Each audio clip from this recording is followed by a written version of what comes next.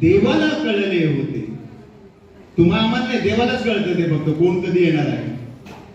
आणि मग काय झालं, तिथं गेल्यानंतर काय झालं, येणार परत मी जेव्हा देवाला कळले होते, हातांनी त्याने आपुल्या स्वर्गास सजविले होते.